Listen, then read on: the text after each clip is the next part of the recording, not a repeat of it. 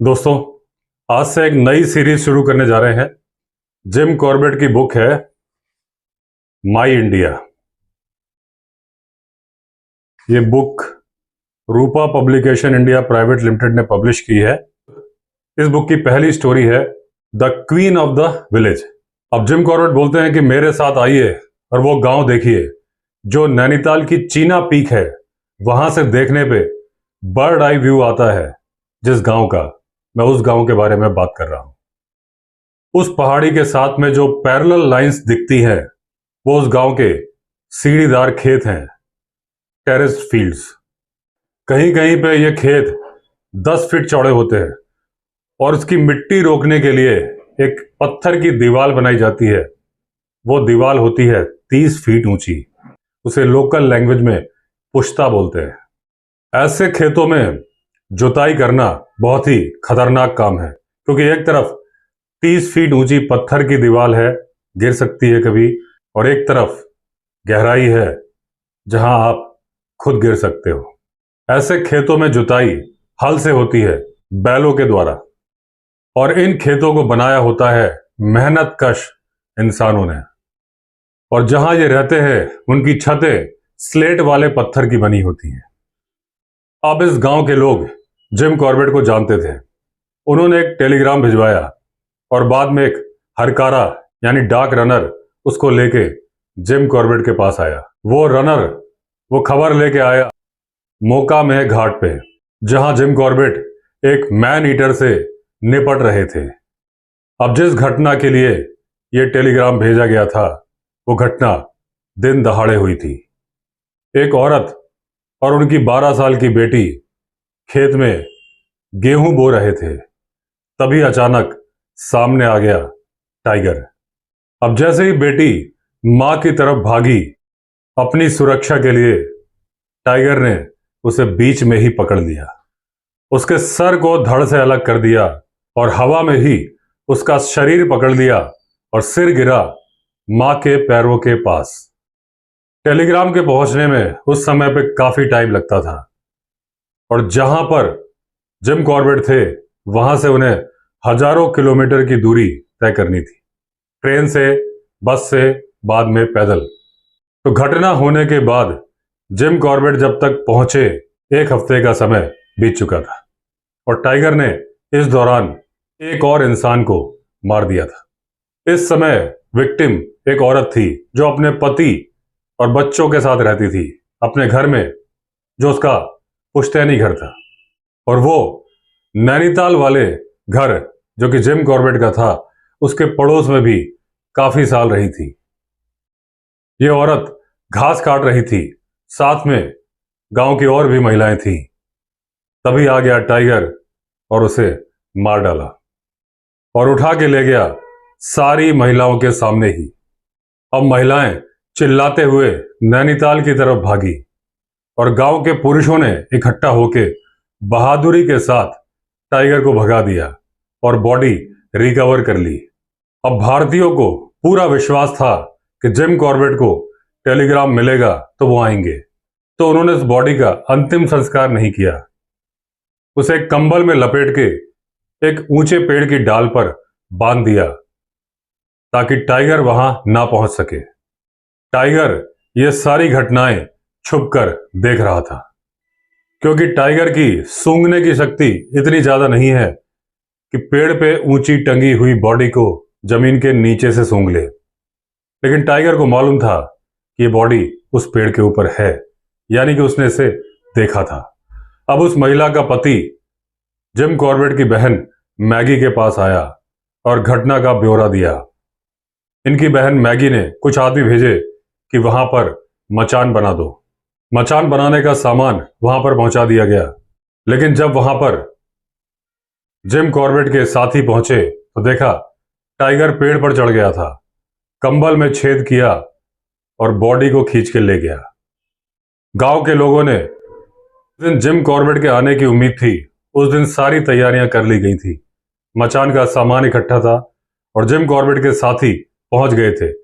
लेकिन जैसे ही वो पहुंचे, देखा टाइगर पेड़ पर चढ़ गया था, कंबल में छेद किया और बॉडी को खींच ले गया।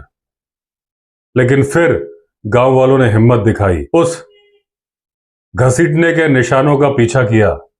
आधी खाई हुई बॉडी मिल गई और जहां वो बॉडी पड़ी थी वहां पर एक ओक के पेड़ पर फिर मचान बना दिया।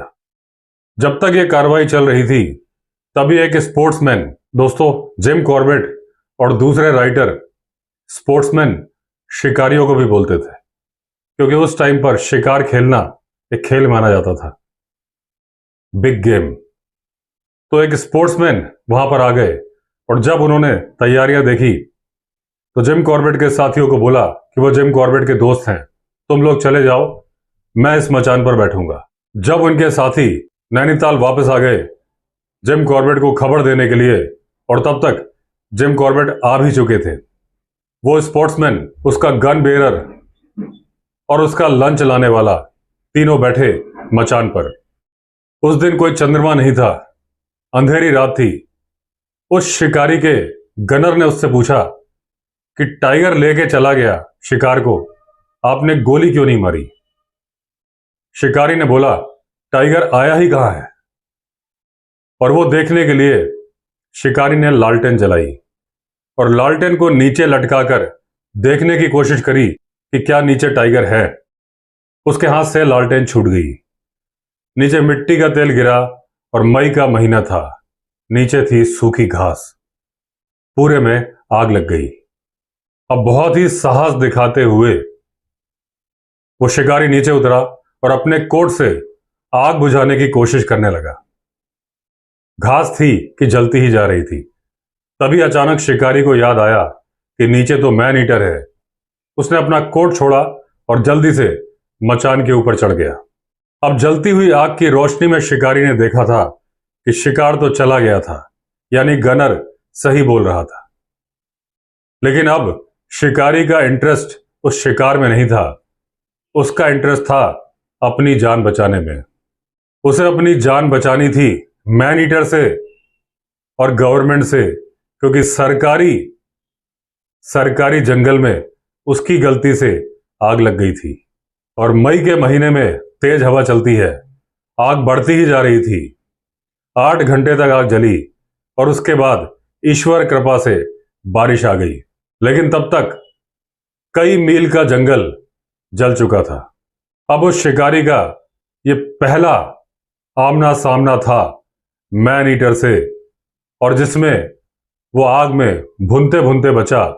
बाद में जंगल की रिस्पॉन्सिबिलिटी तो उसका आखिरी शिकार भी बन गया।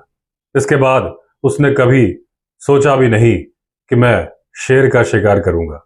अब जब वो शिकारी वापस लौट रहा था और मैं नैनीताल जा रहा था, तो उसने ऐसे इग्नोर किया जैसे कुछ हुआ ही नहीं। अब जिम कॉर्बेट उस जगह गए जहां पेड़ से टाइगर ने बॉडी उतार ली थी और देखा कि टाइगर कितना दृढ़ निश्चय करके आया था, क्योंकि वो कंबल 25 फीट की ऊंचाई पर बंधा हुआ था। और उस बॉडी को उतारने की प्रोसेस में टाइगर कम से कम 20 बार नीचे गिरा था, जो वहां की टूटी हुई झाड़ियां बयान कर रही थी। लेकिन उसने बॉडी निकाल ही ली। यहां से टाइगर बॉडी को करीब आधा मील दूर लेके गया, उस जगह पे जहां पे दूसरा मचान बनाया गया था, और उसके बाद के निशान आग ने मिटा दिए थे। जिम कॉर्बेट को उम्मीद थी कि वो 1 मील और आगे ले गया होगा। अब जिम कॉर्बेट ने उस औरत का जला हुआ सिर देखा करीब 100 मीटर की दूरी पर, और उसके पास एक जंगल था जहां तक आग नहीं पहुंची थी। यहां जिम कॉर्बेट ने घंटों सुराग ढूंढे, लेकिन कोई सुराग हाथ नहीं लगा। 5 लोगों को अपनी जान गंवानी पड़ी जब वो शिकारी आया था गलती से, और जब टाइगर को गोली मारी गई उसके बीच में। अब जिम कॉर्बेट गांव वापस लौटे। ढूंढने के बाद उन्हें कुछ हाथ नहीं लगा था, तो गांव के मुखिया की वाइफ ने उनको खाना दिया पीतल की प्लेटों में। अब खाना खाके जिम कॉर्बेट प्लेटें धोने के लिए उठे, लेकिन मुखिया की बेटियों ने वो वापस ले लिया और बोला, ये प्लेटें हम धो देंगे। मुखिया जी की मृत्यु हो चुकी थी और उनकी बेटियों की शादी हो चुकी थी। उनकी वाइफ अकेली रहती थी। उन्होंने बहुत ही बढ़िया चाय बनाई, पानी से नहीं दूध से, और उसमें डाला गुड़। जिम कॉर्बेट के बैठने का इंतजाम किया गया और एक घोराल की खाल उस पर बिछाई गई। अब मुखिया की वाइफ खड़ी थी और यहां पर पर्दा प्रथा नहीं थी, और अगर आप उनकी तरफ देखो तो वो शर्मिंदा नहीं होंगे, और उनकी वाइफ काफी सुंदर थी। अब उनके बाल पक कर सफेद हो चुके थे। जब से मैं उन्हें जानता हूं उनके बाल काले होते थे, तब उनके गालों में चमक थी। आज उनके गाल मुरझा चुके हैं, लेकिन उनमें कोई झुर्रियां नहीं हैं। वो एक ब्राह्मण पुत्री थी और अपने पूर्वजों की परंपरा उसी गांव में रहकर निर्वाह कर रही थी। इस गांव के सभी लोग अपने पूर्वजों की विरासत का ख्याल रखते हैं और उसका निर्वहन करते हैं, और पूर्वजों की विरासत का ख्याल रखने का सबसे बेहतरीन उदाहरण अगर कहीं मिलता है तो वो है भारत। इस गांव में विभिन्न जाति के लोग रहते हैं, लेकिन ये जो महिला बोलती हैं सारे मानते हैं, क्योंकि सारे रेस्पेक्ट करते हैं। यहाँ की जमीन उपजाऊ है और जो यहाँ की पैदावार होती है उसकी अच्छी कीमत मिलती है, और ये लोग पैसा अच्छा कमाते हैं। उन महिला ने गहने पहने थे जो उनको दहेज में मिले थे, और उनका जो लॉकर है जमीन में गाड़ के रखती थी जहां वो खाना बनाती थी। उनका पहनावा डिसेंट था, लेकिन वो चप्पल नहीं पहनती थी। अब वो बूढ़ी महिला अपना खाना बनाने चली गई। अब मैंने अपना ध्यान केंद्रित किया बनिया की दुकान की तरफ। बनिया भी जिम कॉर्बेट का पुराना मित्र था। बनिया ने जिम कॉर्बेट को सिगरेट भेंट की। बनिया की दुकान में कई तरह का सामान रखा हुआ था। अब जब बनिया जी अपनी सीट पर बैठे तो कई ग्राहक आ गए। सबसे पहले आया एक बच्चा अपनी दीदी के साथ। उसके पास था एक पैसा, और वो सारा पैसा इन्वेस्ट करना चाहता था मिठाइयों में। अब उस एक पैसे को बनिया ने अपने गल्ले में डाला और उसके बाद मिठाई से मक्खियां उड़ाई। वो मिठाई जो बनी थी चीनी और दही से। उस मिठाई का आधा टुकड़ा तोड़ा और उस बच्चे को दिया। उसके बाद एक महिला आई, उसके पास 2 आने थे। उस महिला ने आटा और दाल खरीदा और खरीदा नमक, और बनिया को सलाम किया। बनिया गांव का काफी इज्जतदार व्यक्ति था। फिर वो महिला चली गई अपना खाना बनाने। जब बनिया इनको सामान दे रहा था, वहां से निकले कुछ खच्चर और उनके मालिक सीटी बजाते हुए जा रहे थे। ये खच्चर मुरादाबाद से हैंडलूम का सामान लाते थे। अब पैसा सबसे छोटा इकाई होता था, उसके बाद पाई, उसके बाद आना, और 16 आना मिलके बनते थे 1 रुपया। अब कई लोग आके बैठे, उन्होंने सिगरेट खरीदी और उनको दूध सर्व किया गया। बनिया की दुकान में सबसे स्ट्रांग जो ड्रिंक सर्व किया जाता था वो था दूध। यहां जिम कॉर्बेट बोलते हैं कि बहुत कम लोग थे जो नीचे की सिविलाइजेशन के संपर्क में आ गए थे, वरना पहाड़ी लोग ड्रिंक नहीं करते थे।